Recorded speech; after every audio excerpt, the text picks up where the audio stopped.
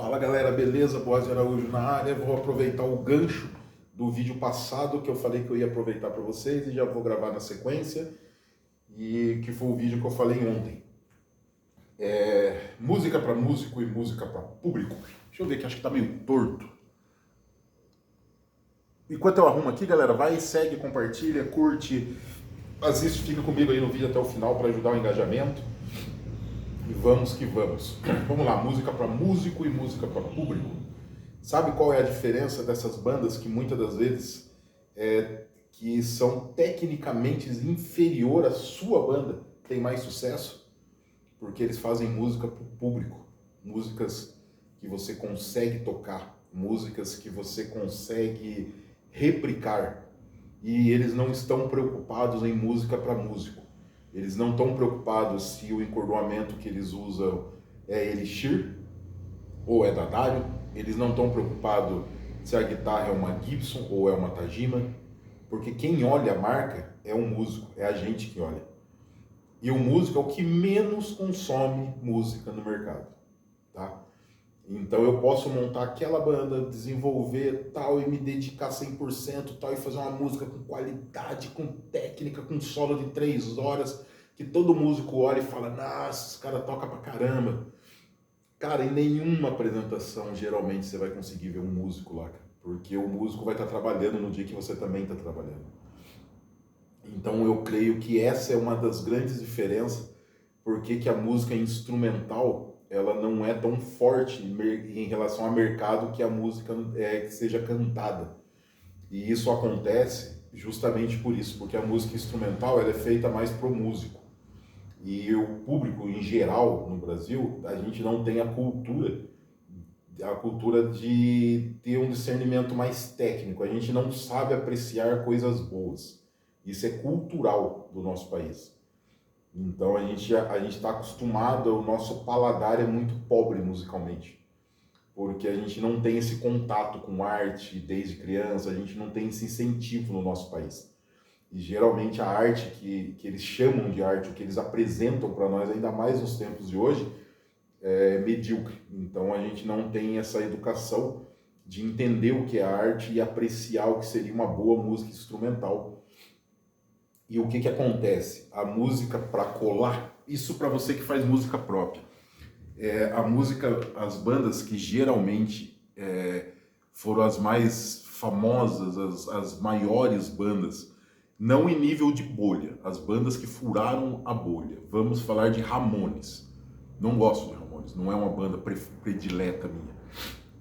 Mas porque todo mundo conhece Ramones? O metaleiro, o pagodeiro, o sertanejo, o mundo todo conhece Ramones, porque a música deles era fácil de assimilar. Então, por exemplo, eu estava até falando isso com um cliente hoje, que ele veio aqui. Ele falou, pô, Boaz, isso aí é real mesmo. Quando eu aprendi a tocar, a primeira banda que eu tirei música foi do Ramones, porque eram 3, 4 notas só. E eu ouvia muito Iron Maiden, Dio. Só que, desculpa galera, minha garganta já tá arranhando. Só que Dio e Iron Maiden era difícil de replicar, porque eu estava aprendendo a tocar. Eu olhava aquilo e falava, nossa, é impossível tocar. Na hora que eu conheci Ramones, eu consegui tirar o álbum inteiro. Então a gente montou banda na escola, a gente se divertiu, montou banda de amigos, todo mundo tocava, porque era fácil. Então são bandas que deram muito certo no mercado em geral, porque ela consegue ser replicável. Então, quando você tem uma banda autoral, se você faz uma música muito trabalhada, muito técnica, muito voltada à velocidade, beleza, legal, só que o seu segmento é restrito. Não tem problema nenhum, você pode viver muito feliz dentro de uma bolha. Então, esse vídeo eu estou falando para quem quer expandir a banda, para quem quer ter visibilidade, para quem quer parar de dar desculpa que só tem música ruim no mercado. Existe sim, só tem música ruim no mercado porque o mercado não assimila uma música boa. Isso, culturalmente, a gente não está acostumado. Então, se eu quero ter visibilidade na mídia, visibilidade, o que eu tenho que fazer? Igual todas as bandas que tiveram visibilidade fizeram. Música fácil. Segmento gospel, eu sempre falo isso pra galera. Quando eu aprendi a tocar tocando cover, bandas gospel, acima é tipo Oficina G3. As primeiras músicas que eu toquei era Oficina G3, eram 4 músicas, era 4 notas. 4 não. 2, Si. 4 notas. Mi, Ré, Dó e Si. Pronto, naves imperiais. A base era isso. Aprendi a tocar fazendo isso. E falei, puta, legal. Aí conheci um moleque que tocava guitarra que conseguia fazer isso. Aí achei um batera que sabia fazer isso. Achei um cara que sabia cantar que sabia fazer isso. Então a gente replicou e tinha uma banda. Nessa época tinha 300 bandas que tocavam as mesmas coisas. E a gente se divertia, a gente tocava, trocava contato, ia, pá, fazia, acontecia na época. Por quê? Porque a música tinha como replicar. Pega o último álbum da Oficina G3 hoje e tenta tocar pra você ver. Se você é um cara iniciante, é impossível.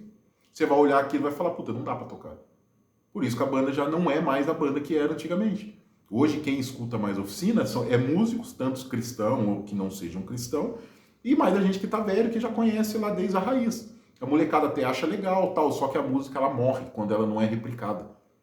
Então quando você faz uma música, você bota uma banda no mercado, se as pessoas não tocarem a sua música, se as pessoas não chegar no maior número de pessoas tocando o seu som, se for um negócio muito difícil, impossível de reproduzir, ela vai morrer. Que nem muitas bandas vão morrer com a gente. Então a gente vai morrer e vai levar essas bandas. Vai continuar tendo fã? Vai, gente. Eu não tô falando que não. Você pode falar para mim, não, mas a Oficina G3 eu conheço um monte de gente que curte. Tá, a gente tá falando de bolha. Tá? A gente tá falando de bolha. Dentro de uma bolha, de um segmento, tem um monte de gente. Ah, eu faço um estádio, eu loto 10 mil pessoas no show. Tudo bem, gente. É uma bolha que você lota 10 mil pessoas no estádio. Tudo bem. É uma bolha. 10 mil pessoas. O que é 10 mil pessoas? Se você comparar com a população geral, saca? É esse lance que eu quero deixar para vocês. E é essa dica que eu quero deixar para vocês. É banda autoral, você tem uma banda autoral, você quer que as pessoas gostem do seu som, faça música que faça sentido o cara reproduzir. Que o moleque que está começando a tocar, ele ache legal sua música e ele consiga tocar aquela música. E é só isso.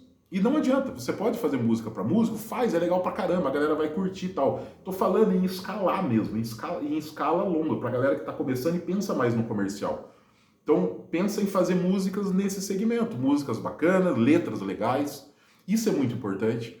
Então, eu tenho uma banda de rock e tal, beleza. Eu vou fazer o quê? Eu vou fazer estruturalmente uma música que seja bonita de ouvir, que ela pode ser reproduzida num violão de nylon, num violão de aço, numa rodinha, num churrasco ou num estádio tocando. Essa música ela tem que ter essa opção de ser reproduzida dessa forma. Eu vou criar letra, é protesto, é o que eu quiser falar na música, tudo bem. Fala o que você quiser na sua música, a música é sua. Mas tenha o cuidado de entender aonde essa música pode ser reproduzida. Essa música pode ser reproduzida no intervalo numa escola com um moleque tocando violão? Ah, não pode, tem coisas muito pesadas nessa música. Não vira, não vai viralizar, vamos assim dizer. É no churrasco de domingo, uma família tranquila lá, o moleque tá lá, uma família tranquila, fazendo um churrasco no domingo, ou um almoço de domingo, aquele frango na mesa, aquela macarronada, as pessoas ali não bebem, as pessoas são tranquilas, estão ali a família conversando, o moleque pega um violão que está lá na casa, ele faz um sonzinho, a letra da sua música pode ser tocada nesse ambiente, ou a letra da sua música só pode ser tocado no bar. Entendeu? Há alguns pontos que você começa a limitar. Eu não estou falando que o que eu estou falando é regra, eu não estou falando para vocês que tem que fazer o que eu estou falando, eu estou colocando uma percepção. Eu acredito que a galera que está acompanhando esse canal é uma galera inteligente. Então, e que está procurando esse tipo de conteúdo. Então é para você expandir. Eu estou dando alguns exemplos. Então a sua música, onde a sua música pode ser tocada? Minha música só fala de cachaça e de pegação. Ela é uma música para balada, para um bailão, um esquema assim. Então tá bom, eu vou entender que o meu nicho é só essa bolha daqui. Ela pode ser uma bolha gigante e eu posso dar muito certo, mas é uma bolha. Tá, eu quero atingir uma outra bolha. Então, o que eu vou falar nessa música? Aonde que eu quero que a minha mensagem chegue? Isso funciona muito para a questão da igreja também, tá? É uma crítica que às vezes eu faço com uma galera mais ciente em relação à religião, é que na época que a gente tocava de igreja, as músicas podia um Oficina G3, um Cats Barneia, um Virtude, eram músicas que a galera Bride, Striper, White Cross, eram bandas que quem não era cristão ouvia, achava legal, conseguia curtir essas músicas, entendia a música. E isso falava com eles. Então eu lembro que tinha bandas, que, por exemplo, músicas que eram tocadas em todos os casamentos, que era uma música romântica. Dava esposa para o marido, do marido para a esposa, e era de banda que era cristã. Mas era uma música de pessoas para pessoas, legal. Vou usar essa música no casamento, no momento. Era super legal. E depois de uma nova onda que tem hoje, por exemplo, as músicas elas são dentro de uma igreja, acabou, não estou falando todas, mas muitas igrejas viraram só o tal do worship, da música de adoração. E é uma música que é do homem para Deus.